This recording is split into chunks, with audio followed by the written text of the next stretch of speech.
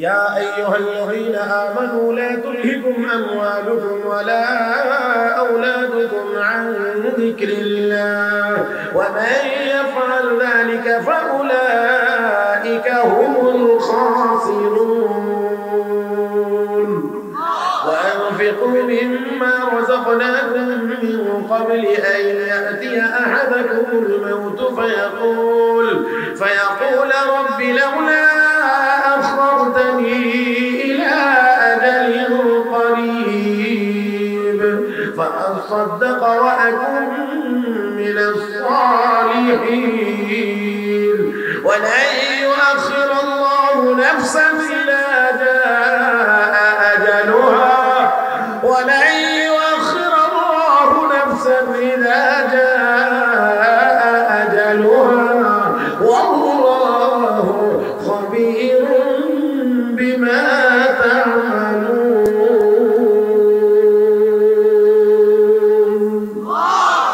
আরেকটু জোরে আল্লাহ রাব্বুল আলামিন বলেন লা ইউআখিরুল্লাহু নাফসান ইযা জাআ আজালুহা মওতের সময় যখন চলে আসবে একজনের জন্যও একটু দেরি করা হবে না একটু বিলম্ব করা হবে না ও মুসলমান এখানে কোনো বিকল্প কোনো পদ্ধতি নাই কোনো শরত নাই কোনো হুকুমে কাজ হবে না কোনো টেলিফোনে কাজ হবে না কোনো টাকা পয়সার লেনদেনেও কাজ হবে না যার সময় যতটুকু দুনিয়ায় থাকবে সে ততটুকু আর আসতে হে মুসলমান এক মিনিট সময় পিছানোর কোনো ব্যবস্থা নাই নাই নাই যখন তার হায়াতের বিশ্বাসে এবার আজরাইল এসে তার রূহটা নিয়ে গেছে দেহটা পড়ে আছে রাস্তায় দেহটা পড়ে আছে রাস্তায় হে বন্ধু একটু মাত্র খেয়াল করেন আল্লাহর বান্দা রওনা করেছে আলেমের কাছে যাবে মাফের কি ব্যবস্থা আনবে তওবা করবে আমার ভাইরা রাস্তার মধ্যে গেলেই তার মওতের পরোয়ানা জারি হয়ে গেছে একটু জিজ্ঞেস করি এ যুবক ভাইরা একটু বিনয়ের সাথে আমি জিজ্ঞেস করি তোমাদের মাথায় হাত রেখে একটু জিজ্ঞেস করি তুমি আর আমি এখান থেকে রওনা করেছি সিলেট যাব সিলেট যাওয়ার আগে আগে আজরাইলের সাথে সাক্ষাৎ হইতে পারেনি না পারে না আমি আগেই বলছি বসলাম যেহেতু কষ্ট করে সময়টা কাজে লাগাইতে চাই মনোযোগী হয়ে শুনি সিলেট যাওয়ার আগে আগে মওতের পরোয়ানা হয়ে যাইতে পারে কিনা আজরাইলের সাথে সাক্ষাৎ হইতে পারেনি না পারে না গ্যারান্টি আছে যে সিলেট পর্যন্ত যাইতে পারবো না রে মুসলমান না সিলেট যাওয়াটা অনিশ্চিত কবরে যাওয়াটা নিশ্চিত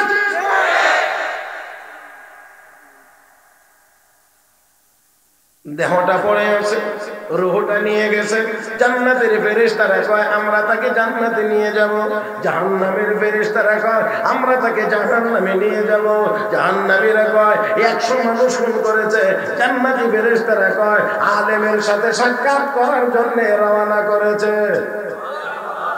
একটু ভালো করে বুঝছেন আলেমের সাথে সাক্ষাৎ এটা আলাদা ইবাদত মুস্তাকিল ইবাদত কোন আলেমের সাথে শুধু নিয়ত করে যাবেন আমি অমুক আলেমের সাথে সাক্ষাৎ করব আর কিচ্ছু না এটাও আলাদা একটি ইবাদত বুঝে না মানুষ অনেকে না বুঝে খামোখা কোনো কারণে অকারণে অনেক সময় আলেম আমাদেরকে উল্টা পাল্টা কিছু কথাবার্তা বলে আমরা দোয়া করি আল্লাহ তাদেরকেও হেদায়েত দান করুন আরে আপনারা কেউ বলবেন হুজুর আলেম তো আমরা মানি আমরা তো আলেম বিরোধী আমরা আলেমরা মানি কিন্তু এই হুজুরের মধ্যে এই দোষ এই হুজুরের এই দোষ এই হুজুরের মধ্যে এই দোষ এই জন্য না সমস্যা কথা বুঝেন না কথা তো এইটাই গোড়ায় কথা এইটাই করবেন আলেম তো মানে কিন্তু ওনার মধ্যে এই দোষ ওনার মধ্যে এই দোষ মানে কথার ভাবে বোঝা যায় আমি একবারে সম্পূর্ণ নির্দোষ আল্লাহ আপনার কষ্ট হয়ে যাবে এই জন্য বেশি করছি হ্যাঁ সুই চিনেন নি সুই ছিদ্র আছে নি হ্যাঁ আছে কয়টা একটা এই আপনারা সিলেট সুনামগঞ্জের ভাষায় সিলেটি ভাষায় আঞ্চলিক ভাষায় এটাকে সাইন সালুন আচ্ছা যাক এটা চিনেন তো এটার মধ্যে তো ছিদ্র নাই হ্যাঁ আছে কয়টা 4-5টা হইব আরো বেশি। আচ্ছা গুনতে পারবেন? কোন একটা সালন দিয়ে যদি বলা হয় ছিদ্রটি গণ, আরে বিল্ডিং করবেন কোথেকে? বিল্ডিং ওই যদি 10 তলার বেশিও তো আপনি বলতারেন না 1 2 3 4 5। দেখছেন নি কই না এরকম? বাংলাদেশ ব্যাংক ভবনটা 30 তলা, আমার জানা মতে এটাই সবচেয়ে বড় বিল্ডিং বাংলাদেশের। এটাও আপনি একটু কই না দেখেন 30 পর্যন্ত যাইতে পারেননি, 10 12 পর্যন্ত গেল। কোনটা জানি গেছেন না 13 14। আপনি সালুনের চিত্র করবেন কোথেকে? এত ছিদ্রওয়ালা সালুনে শুয়ে রেখো, এই তোর দি পিছনে ছিদ্র।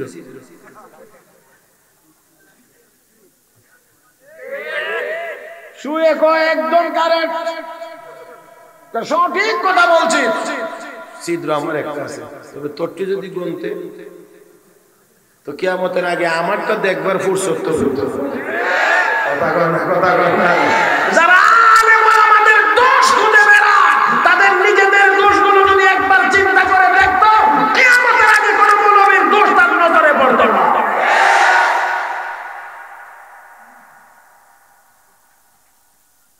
দোয়া করে আল্লাহ সবাইকে হেদায়েত দান করুন। আমি প্রথমেই বলছি, কারো সাথে আমাদের কোনো বিরোধিতা নেই, সবাই মুসলমান, আমরা সবাই সংশোধন চাই। সব মুসলমান জান্নাতে যাক, এটা আমরা চাই। কথা বলেন না, কথা বলেন। আপনাদের কি মনে হয় মাননীয় প্রধানমন্ত্রী শেখ হাসিনার জান্নাতে যাওয়ার দরকার নেই? না খালি প্রধানমন্ত্রী হইলইব? তাহলে আমরা দোয়া করি আল্লাহ যেন তাকেও জান্নাতে যাইবার মতো আমল করবার তৌফিক দান করেন। সেও জান্নাতি হোক, খালেদা জিয়া জান্নাতি হোক, এরশাদ সাহেব মরে গেছে, জান্নাতে চলে যাক। নাকি ইয়ে নগিও ঠেলা ঠেলি আছে না? ইয়ে নগিও কবেন আপনারা যে আমরা সরকারি দল, হেরা বিরোধী দল, ইয়ে কি সুযোগ আছে নি? আচ্ছা জি হ্যাঁ, জান্নাতে যদি আমরা দুটো নেত্রী জায়গা ইয়ে গিয়ে কইলাম আবার ইতা হইতো না, মামলা টামলা হইতো না, ঝামেলা জমেলা হইতো না। কারণ এই ঝামেলা জমেলা যা আছে সব মাটির উপরে, মাটির নিচে কইলাম আবার এগুলি চলে না, চলে না, চলে না, চলে না। আমরা দুটো নেত্রীকে যদি আল্লাহ জান্নাত দিয়া না, তাহলে জান্নাতের ভিতরে কইলাম আবার একজন আরেকজনের দাওয়াত দিব। কথা কয় না রে? ওই সময় দাওয়াত দিবে, কারণ ওই সময় দুনিয়ার এই ঝামেলা থাকবে না। তখন যদি দেখা হয়ে যায় তখন কইব আবা আমরা আমার বাসায় যাই গেলাম। হ্যাঁ হ্যাঁ যাইবেন নি? কোন দিন যাবেন? ঠিক আছে যাবো, অবশ্যই যাবো, অবশ্যই যাবো। তার মেয়ে আসবেন নি? বলে হ্যাঁ, কোনো অসুবিধা নেই, ওইখানে কিন্তু কোনো ঝামেলা থাকবে না। আল্লাহ তো জান্নাতের ভিতরে যেমন ঝামেলা নাই, আমরাও চাই দুনিয়াতেও যাতে কোনো ঝামেলা না থাকে। নাকি আপনারা এতে বেজার? হ্যাঁ, কোনো ঝামেলা যেন না থাকে। মুহতারাম হাজিরিন, আসেন আমরা কই যাবো? কোথায় যাব? মনে আসেনি? এখন জান্নাতের ফেরেশতারা, জান্নাতের ফেরেশতারা কয় আমরা জান্নাতে নিয়ে যাবো বলে। কেন? আলেমের সাথে সাক্ষাতের জন্য বাড়ি থেকে বেরিয়েছে, আর আলেমের সাথে সাক্ষাৎ করার জন্য যাওয়া এটা ইবাদত, আর ইবাদতের জন্য বের হইয়া মরলে জান্নাত। আল্লাহ এখন দেখেন এই ঠেলাঠেলি করে দুদল ফেরেশতা আল্লাহর কাছে হাজির। আল্লাহ আমরা চাই জান্নাতে নিয়ে যেতে। কেন? কোন লোকটা তো আলেমের সাথে সাক্ষাতের জন্য বেরিয়েছে। আল্লাহ আমি এই কথাটাই বলতে চাইছিলাম যে আলেমের দোষ, যে আমরা আলেম তো মানি, কিন্তু দোষ আছে। এই জন্য আমি একটা কথা শুনে আপনাদেরকে বিনয়ের সাথে বলতে চাই। আমরা গাবি ফালি দুধ খাওয়ার জন্য, গাবি ফালি দুধ খাওয়ার জন্য, কিন্তু গাবি দুধ দেয় আমার কিন্তু লেদাও সেনা যায় না, গন্ধটা খুব ভালো। তাহলে দুধ খাওয়ার স্বার্থে লেদা আর সেনার দুর্গন্ধ মাইনা নেই, একটু পরিষ্কার করে রাখি, মানতে হয়, মানতে হয়। কারণ না হইলে আপনি দুধের মতো এত ভালো জিনিস পাইবেন না। পাইতে হইলে ওই কষ্টটা আপনাকে মেনে নিতে হবে। আমি বললাম মানুষ এরা নির্দোষ হবে না, পয়গাম্বর ছাড়া কেউ নির্দোষ না। কম বেশি ত্রুটি বিচ্যুতি থাকবে, আপনি ওই দোষের উপরে পর্দা দিয়ে রাখেন আর গুণগুলো দিয়ে উপকৃত হইতে থাকেন, তাহলেই হয়। আসেন আল্লাহ, আল্লাহ তো দেখেন, আল্লাহ জানেন জমিন কদ্দুর কি আছে না আছে সব জানেন। আল্লাহ কর আচ্ছা ঠিক আছে ফয়সালা হইব পরে। এই ফেরেশতা তুমি যাওছেন দিয়া মাইক পাও, এই যে বেটা আলেমের বাড়ির দিকে রওনা করছে, রওনা করে গেছে কদ্দুর আর রইছে কদ্দুর, কম গেছে না বেশি গেছে, এটা কি একটু তুমি দেখো। আচ্ছা আল্লাহ দেখেন নি? তোমার কয় না? আল্লাহ দেখে, তার পরেও ফেরেশতারা আবার তুমি একটু মাইপা দেখো একটা ফর্মুলা এখানে আল্লাহ তৈরি করতেছেন, একটা ব্যবস্থা আল্লাহ করতেছেন, কারণ ওই লোকের ভিতরে ভিতরের যন্ত্রণাটা আল্লাহ ছাড়া আর কেউ জানেন না। আল্লাহ জানেন তার ভিতরে কি যন্ত্রণা উঠছে। হায় রে আমি কি করছি, হায় রে আমি কি করছি, হায় রে আমি কি করছি, কি অন্যায় করছি, কি গুনাহ করেছি, এই যে একটা যন্ত্রণা তার ভিতরে, এই যন্ত্রণা তো আল্লাহ জানেন। দেখা যায় হাদিসের কিতাবে লেখে যে লোকটা আসলে গেছে কম, আসলে গেছে কম, কিন্তু ভিতরের যে জ্বালা এটা তো আল্লাহ জানেন। এই জন্য আল্লাহর দয়া হয়েছে তার উপরে। আল্লাহ ফেরেশতারে বলে যে যাও একটু মাপ দিয়ে দেখো তো কত দূর গেছে মদিনা মাদ্রাসা যাইতে, রাস্তাটা বেশিটা গেছে না কম গেছে, সামনে কত দূর পিছনে কত দূর। আল্লাহ তো জানেন ওই গেছে কম, সামনে রয়েছে বেশি। আল্লাহ ফেরেশতারে নির্দেশ দিয়ে এদিকটা জমিন দেবে, জমিন ফেরেশতায় মাপ দিবার আগে আগে, ফিতা ফালাইবার আগে আগে তুই পিছনের অংশটা বড় হয়ে যাবে। সুবহানাল্লাহ, একটু মহব্বতে করো। ওই জমিন তুই পিছনের অংশটা বড় হয়ে যা, সামনের অংশটা ছোট হয়ে যা। এবার জমিন পিছনেরটা বড়, সামনের অংশ কম। ফেরেশতা এসে তো আল্লাহ সামনে 50 গজ, পিছনে 250 গজ। আল্লাহ রাব্বুল আলামিন বলেন আলেমের সাথে সাক্ষাতের জন্য রওনা করে বেশিরভাগ রাস্তা যেহেতু অতিক্রম করে ফেলেছে, আমি আল্লাহর দয়া তার শামিলে হাল হয়ে গেছে।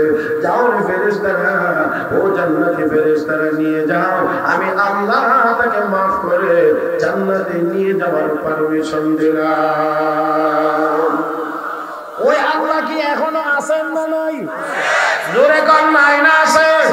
ওই আল্লাহ রে, ওই মালিক রে মহব্বতে ডাক দেন আল্লাহ। হয় না রে মুসলমান, কলবের ভিতর থেকে ডাক দেন আল্লাহ। ও হেরা, খারাপ লাগে না ভালো লাগে? বুঝিও তো না শান্তি কোন জায়গায়। একটু ডাক দিলেই রাত্র গভীর হয়েছে। এই গভীর রাত্রিতে আল্লাহ রাব্বুল আলামিনের একটু জিকির করেন, আল্লাহর নামের একটু ঘুম থেকে উঠে নামাজ পড়ে মালিকের কদমে সিজদা দেয়, দোয়া করে, কান্নাকাটি করে, হাতে তাসবিহ নিয়ে বসে যায়, চোখ বন্ধ করে একটু আগ্রহের সাথে মালিকের জিকির করে লা ইলাহা ইল্লাল্লাহ। আরো মহব্বতে বলেন লা ইলাহা ইল্লাল্লাহ, লা ইলাহা ইল্লাল্লাহ, লা ইলাহা ইল্লাল্লাহ, লা ইলাহা ইল্লাল্লাহ, লা ইলাহা লা ইলাহা ইল্লাল্লাহ, লা ইলাহা ইল্লাল্লাহ, লা ইলাহা ইল্লাল্লাহ, মুহাম্মাদুর রাসূলুল্লাহ। ও ভাইরা, খারাপ লাগে? একটু জিকির করেছে, খারাপ লাগছে না ভালো লাগছে? একটু করতে থাকেন, একটু সময় দেন না মালিকের, একটু সময় দেন, একটু জিকির করেন। 5 ওয়াক্ত নামাজের পরে 5 মিনিট, 7 মিনিট, 10 মিনিট একটু জিকির করেন, দেখবেন আস্তে আস্তে আপনার কলবের ভিতরে কি শান্তির ব্যবস্থা হয়, কি শান্তির ব্যবস্থা হয়। হ্যাঁ, কত তো দৌড়াদৌড়ি করলাম, কত টাকা পয়সা জমাইলাম। আমি তো দেখি টাকা যত বেশি হইতেছে আমাদের অস্থিরতা তত বাড়তেছে। আগে মানুষের সম্পদ ছিল কম, শান্তি ছিল বেশি, এখন সম্পদ বেশি, শান্তি কম। কষ্ট হইতেছে না? অনেক হয়ে গেছে, প্রায় 1:30 হয়ে গেছে, প্রায় 1:30টার কাছাকাছি। আর বেশি কষ্ট দেওয়া যায় না। যে চলবে, ওনারা কি করে, চলবে? মাশাআল্লাহ, মাশাআল্লাহ। আল্লাহ আপনাদেরকে কবুল করুন, আপনাদের বরকতে আল্লাহ আমাকেও কবুল করুন। আল্লাহ যেন হাসরের ময়দানে আমাদেরকে এমন করে আরশের নিচে জায়গা দান করেন। সবাই বলেন আমিন। ভাইরা, আমি আগেই বলছি আপনাদের আগ্রহের ভিত্তিতে কথা চলবে। আমি কায়দা কৌশল করে আপনাদেরকে আটকায় রেখে মানে সময় বেশি নেওয়ার কোনো চিন্তা আমি করবো না। একান্তই আপনাদের যদি ইচ্ছা থাকে তাহলে আমি সামনের দিকে আগাবো। আমার ভাইরা, আসুন বলছিলাম যে গুনাহ করার পরেও কোনো মানুষ যখন আল্লাহকে ডাকবেন, আল্লাহ আল্লাহ আল্লাহ আল্লাহ, আমি শুধু গুনাহ মাফ করে দেই না, আমি ওই বান্দাটাকে, ওই মানুষটাকে আমি নিজে আল্লাহ ভালোবাসতে পারি। আমরা আজকে আল্লাহর ভালোবাসা নিয়ে যাইতেছি, এই ময়দান থেকে আজকে আমরা আল্লাহর ভালোবাসা নিয়ে যাইতেছি। আমরা আজকের এই মাহফিলের মুনাজাতে আমরা বলবো, আল্লাহ আমাদেরকে মাফ করে দাও, আল্লাহ আমাদেরকে মাফ করে দাও, আল্লাহ আমাদেরকে মাফ করে দাও। এই কথাগুলো একটু বলে যাইতে পারবো না?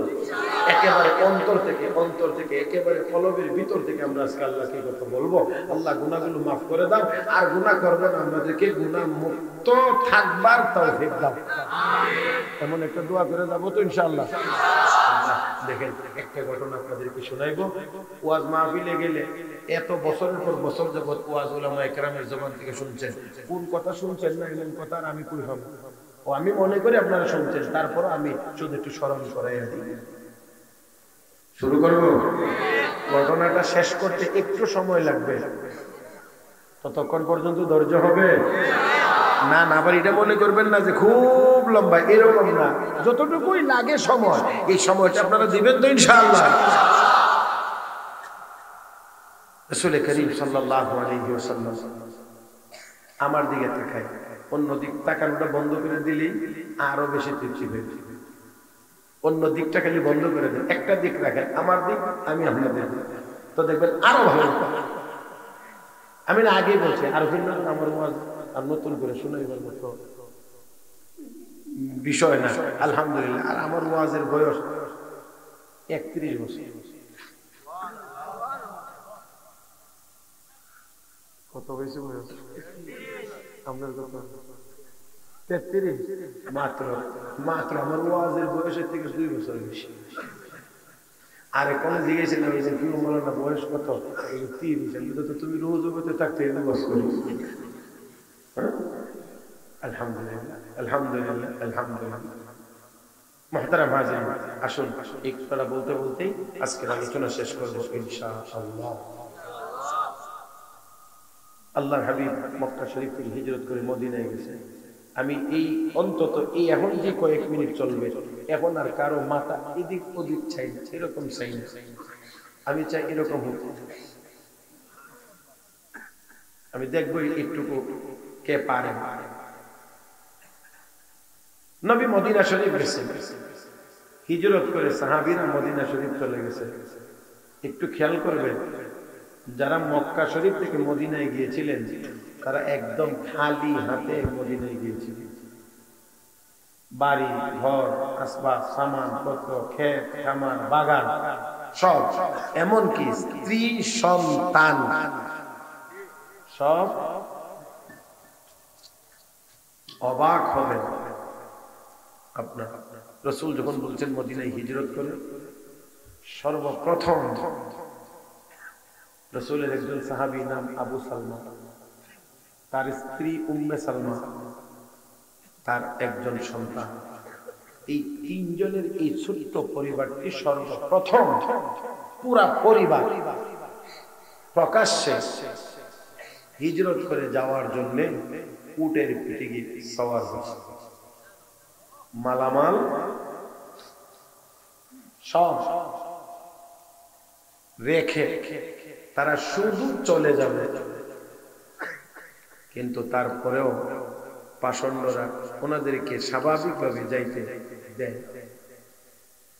সামনে এসে লোকজন দাঁড়াইছে, নিজের বাড়ির লোকেরা এসে দাঁড়িয়ে কয়, আবু সালমা কোথায় যাইবা? যাও, আমাদের বংশের ভবিষ্যৎ বাচ্চা নিয়ে যেতে পারবো না, এটা দিয়ে যাও। খেয়াল করে কোলের বাচ্চা নিয়ে গেছে নিজের গোষ্ঠীর লোকেরা। শ্বশুর বাড়ির লোকজন এসে বলতে আছে, আবু সালমা তুমি তোমার পথ দেখো, আমাদের মেয়েটাকে আমাদের কাছে দিয়ে যাও।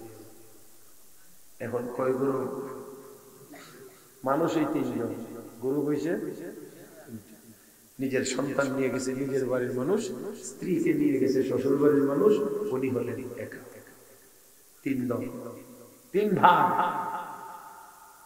আমি আর আপনি হইলে হয়তো বা একটা সমঝোতার দিকে যাইতাম বা মেনে নিতাম, আচ্ছা যাবো না, আমাদেরকে মিলে থাকতে দাও।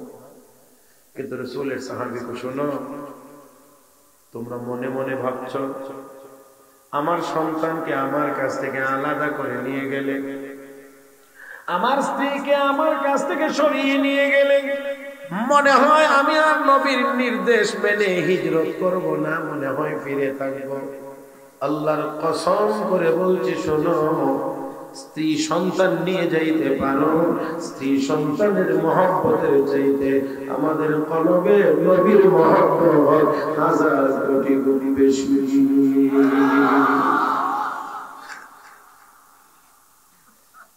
হযরত আবু সালমা চলে গেলেন। কয়জন যাওয়ার কথা ছিল? কয়জন?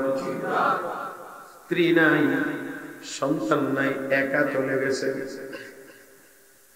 হযরত উম্মে সালমা রাদিয়াল্লাহু তাআলা আনহা প্রতিদিন সকালবেলা ঘুম থেকে উঠে মদিনায় যাওয়ার রাস্তার মুখ দিয়ে বসে আর মদিনার রাস্তার মধ্যে বসে মদিনার দিকে তাকিয়ে ফিরে শুধুমাত্র চোখের পানি ছেড়ে কাঁদেন। শুধুই কান্না। সকালে যান, সন্ধ্যা পর্যন্ত গিয়ে বসে বসে কাঁদেন। এইভাবে করে একদিন না, 2 দিন না, পুরা একটা বছর এই জায়গায় বসে বসে কাঁদছেন। ও মুসলমান, একটু সময়ের জন্য চিন্তা করেন। একদিন, 2 দিন না, 1 মাস, 2 মাস না, পুরা একটা বছর এখানে বসে বসে কাঁদছে। 1 বছর পরে দয়া লেগেছে, সন্তান কুলে ফেরত দিয়েছে, আর তাকে মদিনায় যাওয়ার অনুমতিও দিয়েছে। সন্তান পাইয়া মনে একটু খুশি।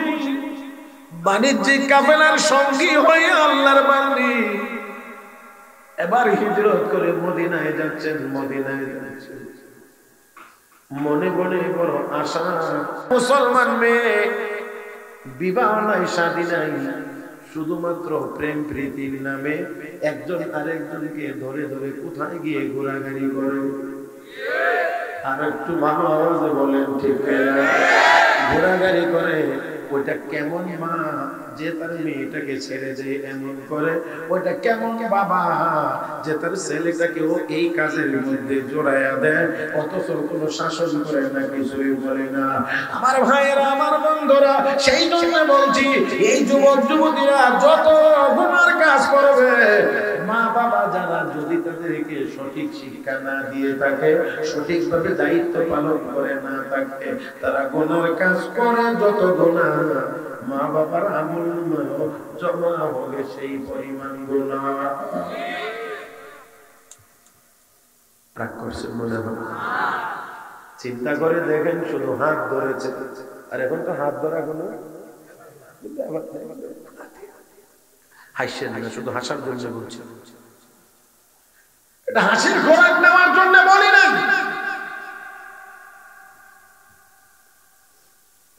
আল্লাহ তুমি আমাদেরকে হেদায়েত নসিব করো, আল্লাহ তুমি আমাদেরকে হেফাজত করো। জোরে বলি আমিন। রাসূলের সাহাবী সহ্য করতে পারেন না, হায় হায় আমি কি করলাম, একটা চিৎকার মেরে লাফ দিয়ে ঘর থেকে বের হয়ে গেছে। আল্লাহ কদ্দুর কদ্দুর শুধু গিয়ে এতে আল্লাহর বান্দী তাকে ওই পরকালের ভয় দেখাইছে। ঈমানের বাতি পাওয়ার বেড়ে গেছে, লাফ দিয়ে বেরিয়ে এসে চিৎকার মেরে হায় হায় আমি কি করলাম।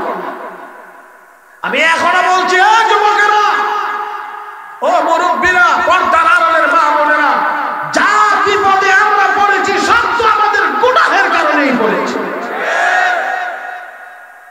আসলে আজকে তওবা করে গুনাহটা ছেড়ে দেই, গুনাহটা ছেড়ে দেই। যদি ছেড়ে দিতে পারি, আল্লাহর কসম করে বলছি, মুসলমানের দিকে তাকায়া তাকাইতে পারে এমন কোন পরাশক্তি মহাশক্তি পৃথিবীর বুকে হতে পারে না। আমার ভাইয়ের লাভ দিয়ে বের হয়েছে, শুধু বের হয়েছে না, হায় কি করলাম, কি করলাম, কি করলাম, কি করলাম, এই বলে কাঁদতে কাঁদতে কাঁদতে কাঁদতে কাঁদতে কাঁদতে মদিনা ছেড়ে দিয়ে চলে গেছে একেবারে পাহাড়ের উপরে। এটা আল্লাহু আকবার বলবেন। এই অদ্দুর কাজের জন্য কানতে কানতে কানতে কানতে চলে গেছে পাহাড়ের গুহা। মদিনাতেই আর থাকলেন না। এরকম এর চেয়ে কত হাজার হাজার গুণ বেশি গুনাহ করার পরেও আমাদের ভিতরে এই অনুশোচনা জাগ্রত হয় না। দুর্ভাগ্য, কপাল পোড়া জাতি। যেই দেশে বড় দেশের শীর্ষস্থানীয় শিক্ষা প্রতিষ্ঠান জাহাঙ্গীরনগর বিশ্ববিদ্যালয়ের মতো জায়গাতে স্বামীকে আটকে রেখে বাসন্দারা স্ত্রীর উপরে হামলা এবং নির্যাতন করেছে। ভাবতে অবাক লাগে আমরা কত নিচে নামছি। সাহাবী চলে গেলেন। যুদ্ধ শেষ হইলে নবী মদিনার দিকে ফিরছেন। মদিনাতে অবস্থানরত সকল সাহাবীরা মদিনার শেষ প্রান্তে গিয়ে নবী এবং মুজাহিদ সাহাবায়ে কেরাম যারা ফিরে এসেছেন তাদেরকে সংবর্ধনা দিয়ে নিয়ে আসতেছেন, স্বাগত জানাচ্ছেন। কিন্তু দেখতে পাইলেন যে রাসূলের সাহাবী হযরত সালাবা এখানে নাই। হযরত সাঈদ ইবনে আব্দুর রহমান দৌড়িয়ে বাড়িতে আসেন। বাড়িতে এসে বলছেন স্ত্রী গো, আমার ভাই কোথায়? আমার ভাই কোথায়? স্ত্রী ঘটনা খুলে বলছে এই হয়েছিল, তারপর চলে গেছে। হযরত সালাবাতুল আনসারী রাদিয়াল্লাহু তাআলা আনহুকে বার খুঁজে বের করার জন্য গেলেন। হযরত সাঈদ ইবনে আব্দুর রহমান গিয়ে বের করলেন। পাহাড়ের গুহায় করে আল্লাহর দরবারে কান্নাকাটি করে গিয়ে বলছেন ও ভাই চলো চলো ওঠো, মদিনাতে যাই, বাড়িতে যাই। ডেকে বলেন না না না আর মদিনায় যাব না, এই চেহারা কাউকে দেখাইতে চাই না, না ওঠো মদিনায় যায়। এবার তিনি উঠলেন, বললেন যাইতে পারি, শর্ত হলো আমার দুটা হাত গাড়ির সাথে করে পিছনে নিয়ে এমন করে বেঁধে রশি ধরে ধরে আমাকে নিয়ে যাইবা, দেখলেই যেন বোঝা যায় আমি একজন অপরাধী। চিৎকার মেরে আল্লাহ, আমাকে যেন দেখে বোঝা যায় আমি একজন অপরাধী, এইভাবে করে আমাকে নিয়ে যাইবা। ঠিক আছে, তাই করা হইল। এবার মদিনায় আনার পথে হযরত সালাবা বলতে আছেন ও ভাই সাঈদ আমাকে নিয়ে যাও হযরত ওমরের কাছে। তোমার এটা কে বানিয়েছে? আমাকে নিয়ে যাও হযরত ওমরের কাছে, গিয়ে দেখি মাফের কোনো ব্যবস্থা এখানে হয় কিনা। নিয়ে যাওয়া হয়েছে। হযরত ওমর যখন শুনলেন এই কর্মকাণ্ড হয়েছে, মেজাজ গরম, ধমক দিয়ে বিদায় করে দিয়েছেন। নিয়ে যাও আমাকে আবু বকরের কাছে। একই অবস্থা, সেখান থেকে ধমক দিয়ে বিদায় করে দিয়েছেন। আমাকে নিয়ে যাও আলীর কাছে, একইভাবে ধমক দিয়ে বিদায় করে দেওয়া হয়েছে। সালাবা এবার বলেন ও ভাই সাঈদ আমি এতক্ষণ পর্যন্ত ওমরের কাছে গিয়েছিলাম, আবু বকরের কাছে গিয়েছিলাম, আলীর কাছে গিয়েছিলাম, উদ্দেশ্য ছিল আমার এই পাপের সংবাদটা যেন নবীর কান পর্যন্ত না যায়। কিন্তু কেউ আমাকে গ্রহণ করে নাই, আমার মাফের কোনো ব্যবস্থা তারা দেয় নাই। আর তো যাইবার জায়গা নাই, আমাকে নিয়ে চলো মুহাম্মদুর রাসূলুল্লাহ সাল্লাল্লাহু আলাইহি ওয়াসাল্লামের দরবারে নিয়ে যাও। নবী তো রাহমাতুল লিল আলামিন, গুনাহগার বলে কোনো উম্মতকে তো নবী সরায়া দিতে পারবেন না, নবী সরায়া দিবেন না, কিন্তু রাহমাতুল লিল আলামিনের কাছে নেওয়া হয়েছে। নিয়ে যাওয়ার পরে যখন সব ঘটনা খুলে বলেছেন, আল্লাহর নবীও নিজেকে আর স্থির রাখতে না পেরে নবীও ধমক দিয়ে বিদায় করে দিয়ে বলেন যাও, আমার কাছে মাফের কোনো ব্যবস্থা নাই। এরা মুসলমান এবার চিন্তা করে দেখেন, সাহাবী মনে হয় যেন মহাসমুদ্রের মাঝখানে পড়ে গিয়েছেন। হায় হায়, নবীও আমাকে কোনো ব্যবস্থা দিলেন না। হযরত সালাবা এবার চিৎকার মেরে কাঁদেন, আর যেন বুঝা যায় কলিজা ফেটে যাচ্ছে। এমন করে চিৎকার করে কান্দে আর বলে ও ভাই সাঈদ আমাকে ছেড়ে দাও, আমার খুশিটা তুমি ছেড়ে দাও, আমি মদিনার বাহিরে চলে যাব।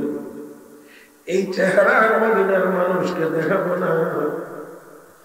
আল্লাহর পক্ষ থেকে যতক্ষণ পর্যন্ত ক্ষমার ঘোষণা না হবে ততক্ষণ পর্যন্ত আমি এই চেহারা আর মদিনার মানুষকে দেখাবো না। আমার ভাইয়েরা একটু চিন্তা করে দেখেন, মাত্র একটু হাত ধরেছিলেন, এতে করে তিনি নিজেকে কত বড় পাপী মনে করতে আছেন। আমার ভাইয়েরা, আমার বন্ধুরা, যদি আমরা আমাদের দৃষ্টি থেকে দেখি তাহলে তো বলতেই হবে এটা সামান্য ছিল, কিন্তু আসলে সামান্য ছিল না। কারণ সাহাবী নবীর সাথে জিহাদের ময়দানে বাড়ির সব কিছু তার কাছে আমানত, পর্দা লঙ্ঘন করে ওই জায়গা পর্যন্ত গিয়েছে। কাজটা তো বড় জঘন্য কাজ করেছে, ওই তো আরো অনেক করবার নিয়তে গিয়েছিলেন। কিন্তু যখন আল্লাহর আযাবের কথা সামনে চলে এসেছে, আল্লাহর নবীর সাহাবী আর সামনে আগাইতে পারে নাই। হে মুসলমান, লক্ষ্য করে দেখুন, আল্লাহর নবীর সাহাবী চলে গেলেন এবার পাহাড়ের গুহায়, অনেক দূর পর্যন্ত গিয়ে পাহাড়ের গুহায় গিয়ে এবার শুধু একমাত্র আল্লাহর দরবারে কান্নাকাটি করে, শুধুমাত্র চিৎকার করে কাঁদেন আর বলেন, মানি এমন গুনার কাজ করেছি গো, সবার কাছে গিয়েছিলাম মাফের আশা করে, মাফের ব্যবস্থা কি হবে জানার জন্য, কেউ আমাকে জায়গা দেয় নাই। গিয়েছিলাম তোমার হাবিবের কাছে, মনে করেছিলাম তোমার হাবিব আমাকে বিদায় দেবে।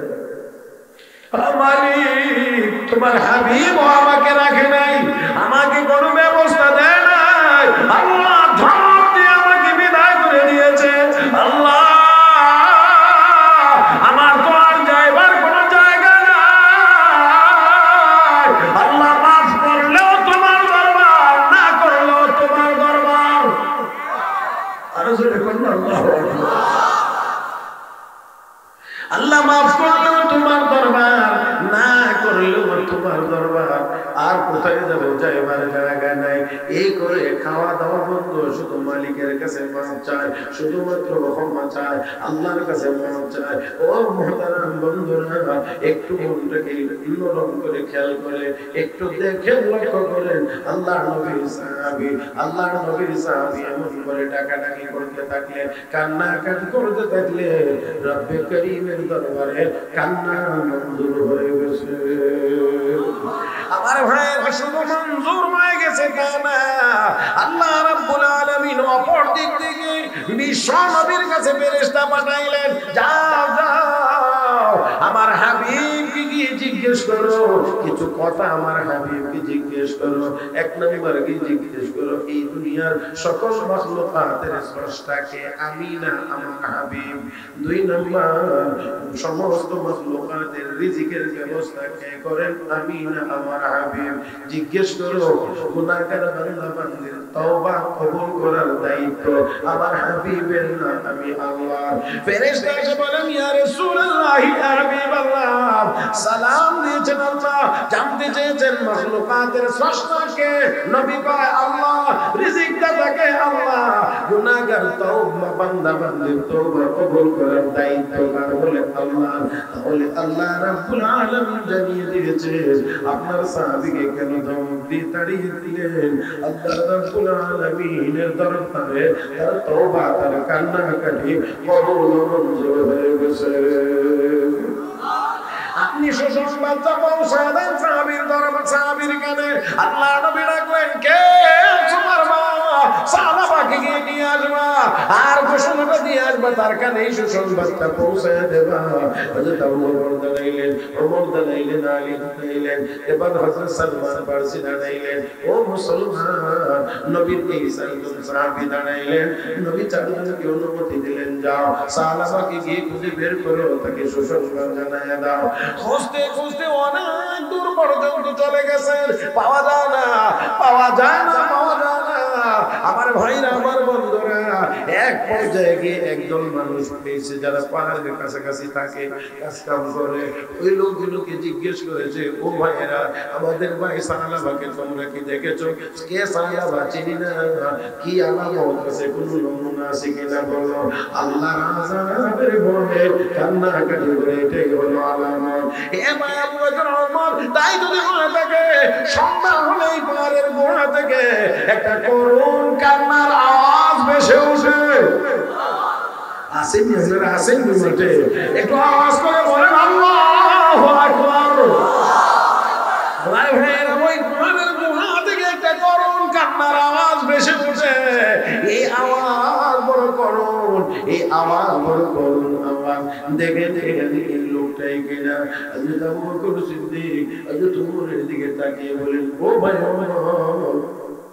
এই করুণ কান্নার আওয়াজ আসে এখান থেকে আমার মনে হয় এই কান্নার কালি যিনি করেন তিনি আমাদের ভাই সালামা হবেন সালামা ছাড়া আর কেউ হতে পারে না এবার অপেক্ষায় সন্ধ্যার পরে যখন এই আওয়াজ শুনেছে আওয়াজ শুনে আবার কাছাকাছি গিয়েছে বুঝতে পেরেছেন সালামা এবার একেবারে পাহাড়ের গুহায় গিয়ে নবীর এই চারজন সাহাবীর মধ্যে সর্বপ্রথম হযরত ওমর দাঁড়াইছেন হযরত ওমর দাঁড়াইছেন দাঁড়ায় ও ভাই সালামা মাথা উঠা চলো মদিনাতে যাই চলো মদিনাতে যাই আল্লাহর বান্দা হযরত সালামা ডাক দিয়ে বলেন কথা শুনে বুঝতে পেরেছি তুমি ভাই ওমর এসেছো আমি তো তোমার কাছে আগে গিয়েছিলাম আমাকে মাফের কোনো ব্যবস্থা দাও না আমি মাথা উঠাইবো না ততক্ষণ পর্যন্ত আমার আল্লাহর পক্ষ থেকে ক্ষমার ঘোষণা না হবে আরেকটু জোরে আল্লাহর পক্ষ থেকে ক্ষমার ঘোষণা যতক্ষণ পর্যন্ত না হবে আমি ততক্ষণ পর্যন্ত মাথা উঠাইব না তোমার ডাক দেখো সালামা আল্লাহর পক্ষ থেকে ক্ষমার ঘোষণা হয়েছে এই জন্যে আমরা তোমাকে নেওয়ার জন্য এসেছি হযরত সালামা মাথা উঠাইলেন আমার ভাইয়েরা চোখ দিয়ে তো কোনো পানি পড়তেছে আল্লাহ নবীর সাহাবী হযরত সালামাকে নিয়ে এবার এই চারজন রওনা করেছেন এই পাঁচজনের কাফেলা আস্তে আস্তে আস্তে আস্তে সারা রাত সফর করে মদিনায় হাজির হয়েছেন মদিনার মসজিদে নববীতে এসে তারা দেখেন ফজরের নামাজের জামাত শুরু হয়ে গেছে রাহমাতুল লিল আলামিন ইমামতি করছেন এই সাহাবায়ে-কেরাম পিছনে এসে জামাতে শরীক হয়েছেন আমার আপনার নবী রাহমাতুল লিল আলামিন ফজরের নামাজে লম্বা কেরাত পড়েন মাঝে মাঝে আবার ছোট কেরাত পড়তেন আল্লাহর নবী ওই দিন সূরা ফাতিহার পরে তেলাওয়াত শুরু করেছেন আল্লাহুকুমুত তাকাসুর হাত্তা যুরতুমুল মাকাবির বিশ্ব নবী মাত্র করে তেলাওয়াত করেছেন আল্লাহুকুমুত তাকাসুর এই হযরত সালামা বিকট আওয়াজে চিৎকার মেরেছেন আল্লাহু আকবার আর একবার আল্লাহু আকবার এত বিকট আওয়াজে তিনি চিৎকার মারলেন পুরা মসজিদে নববীর ভিতরে যেন একটা আতঙ্কের মতো লেগে গিয়েছে আল্লাহর নবী যখন তিলাওয়াত করলেন হাত্তা যুরতুমুল মাকাবির এই আয়াত তিলাওয়াত করলে সাহাবী আরেকবার আরো বিকট আওয়াজে চিৎকার মেরে আর দাঁড়িয়ে থাকতে পারেন নাই বেহুশ হয়ে জমিনে পড়ে গেছে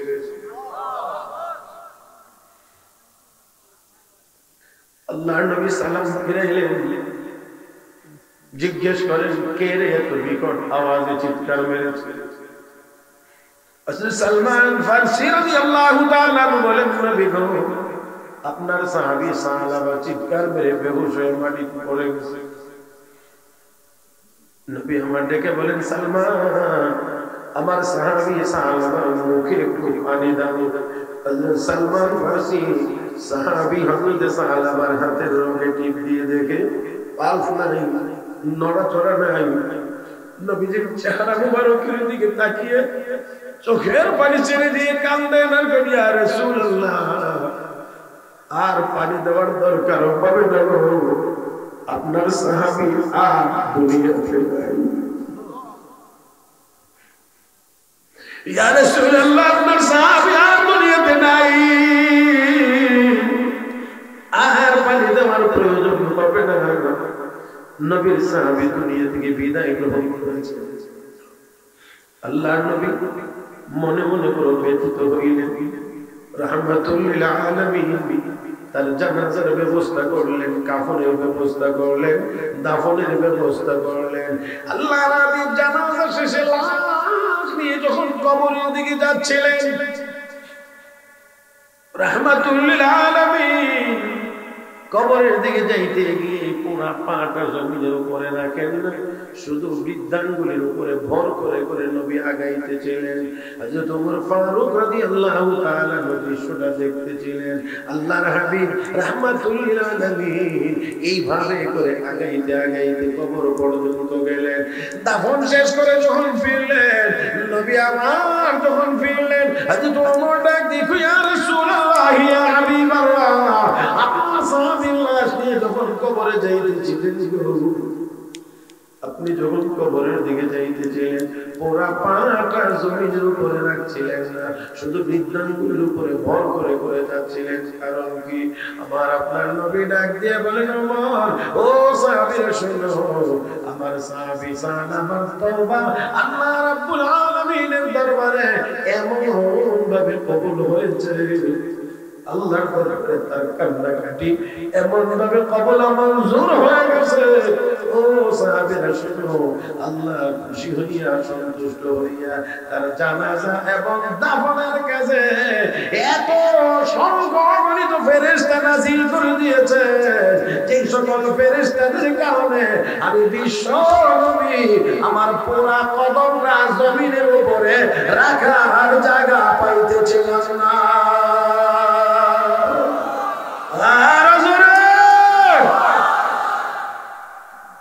ও মুসলমান, এই আসল বলতে চাইছিলাম, আল্লাহ রাব্বুল আলামিনের দরবারে কান্নাকাটি করলে, তওবা করলে আল্লাহ এত খুশি হন। অসংখ্য ফেরেশতারা আল্লাহ তার জানাজা এবং দাফনের কাজে নাযিল করে দিয়েছেন। ও মুসলমান, সেই আল্লাহ তার দয়া সহ এখনো নাই না আছে, নাই না আছে। আমরা যদি মাফ চাইতে পারি, তাহলে আল্লাহ আমাদেরকেও মাফ অবশ্যই করবেন। আমরা আশা করি আল্লাহ আমাদেরকেও মাফ করবেন। তাই আসুন বলছি না, আমরা কোথায় যাইতে চাই? মাশাআল্লাহ, জোরে কোন জান্নাত তো পবিত্র জায়গা, গুনাহ অপবিত্র, অপবিত্র গুনাহ নিয়ে পবিত্র জান্নাতে যাওয়া যাবে না। তাই আসুন আমরা আজকে তওবা করি আল্লাহর কাছে, ও মালিক আমাদেরকে মাফ করে দাও, ওয়াদা দিলাম আর গুনার কাজ করব না। আমার ভাইরা, এত বিশাল মাহফিলের এই নজরুলের রহমতের সময় আল্লাহর দরবারে মাফ চাইলে অবশ্যই আল্লাহ মাফ করবেন। আমার ভাইয়েরা, আমার বন্ধুরা, আলোচনার একেবারে শেষ করতে এসে বলছি, আমার আল্লাহ বলেন, যে আয়াতের অংশ তিলাওয়াত করেছিলাম, আমার নবী বলেন, তুবু ইলাল্লাহি জামিআন আইয়ুহাল মুমিনুন লাআল্লাকুম তুফলিহুন। এ দুনিয়ার ঈমানদারেরা, তওবা কর। আল্লাহ কয় তুবু ইলাল্লাহি জামিআ, আল্লাহ কয় ঈমানদাররা তওবা কর, সবাই মিলে আমি আল্লাহর কাছে তওবা কর, লাআল্লাকুম তুফলিহুন, তাহলে তোমরা সফল হতে পারবে। যদি সফল হতে হয়, আমরা যদি সফলতা চাই, তাহলে অবশ্যই আমাদেরকে তওবা করে গুনাহ কাজ ছেড়ে দিতে হবে, নেক আমল করতে হবে। মুহতারাম হাজিরিন, এত লম্বা সময় পার হয়ে গেছে, আসলে বেশি কষ্ট হয়ে গেছে মনে হয় আপনাদের। আমি আরো অনেক কম সময় করার চিন্তা ভাবনা ছিল, কিন্তু সত্য কথা কি, আসলে আপনাদের যে বসাটা, এই বসাটা আমাকে খুব বেশি উদ্বেলিত করেছে। আর আমার মনে হয় সন্ধ্যা থেকে নিয়ে বা তারও আগ থেকে নিয়ে যতক্ষণ যত ওয়াজ শুনেছেন, এখনের মতো এত একনিষ্ঠভাবে আর মনে হয় এর আগে আর শুনে না। আমার চেহারা সুরত দেখে আমার মনে হচ্ছে, বাকি আমি জানি না, বাকি এখন যেই হৃদয় নিয়ে, যেই মন নিয়ে, যেইভাবে এখন বসে আছেন, আমার মনে হয় এটা অন্য সময়ের তুলনায় একটু ভিন্ন রকম, যার কারণে আসলে আমিও একটু মানে আবেগী হয়েই আরেকটু বেশি বলেছি। মুহতারাম হাজিরিন, তাই আসুন, গুনাহ আমাদের সকলের আছে, আমরা মুসলমান, কে কি করি, কে কোন দল করি, কার কি দল, সেটা আমার চেনা জানার বিষয় না। আমরা শুধু চাই সব মুসলমান আমরা জান্নাতে যাব, এটা হলো আমার কথা আমরা সব মুসলমান, আমরা জান্নাতে যাব। জান্নাতের যে কোনো পরিচয় থাক না কেন, আমাদের মূল পরিচয় তো হলো আমরা মুসলমান। জন্মের পরে আমাদের কানে আযান দেওয়া হয়েছে, মরার পরে সব মুসলমানকে কবরে রাখার সময় করা হবে বিসমিল্লাহি ওয়া আলা মিল্লাতি রাসূল। নাকি নাকি ওইখানে কবরে রাখার সময় কোন দলীয় পরিচয় আছে? হ্যাঁ, কোন পরিচয়? যেই মরো কবরে রাখার সময় মুসলমান হইলে বিসমিল্লাহি ওয়া আলা মিল্লাতি রাসূলিল্লাহ, রাসূলের মিল্লাতের উপরে রাখলাম, এটাই হলো আমাদের কথা। তাহলে আমাদের মূল পরিচয় আমরা মুসলমান। যাইতে চাই আমাদের মূল বাড়ি জান্নাত। জায়গাটা পবিত্র, মসজিদ পবিত্র, এই জন্য যাইতে হলে ওযু করে যাওয়া লাগে। মসজিদ জায়গাটা পবিত্র, যাইতে হলে ওযু করে পাক হয়ে যাওয়া লাগে। জান্নাত পবিত্র, তো ওইখানে যাইতে হলে তওবা করে গুনাহটারে পাক করে তারপরে জান্নাতে যাওয়া লাগে।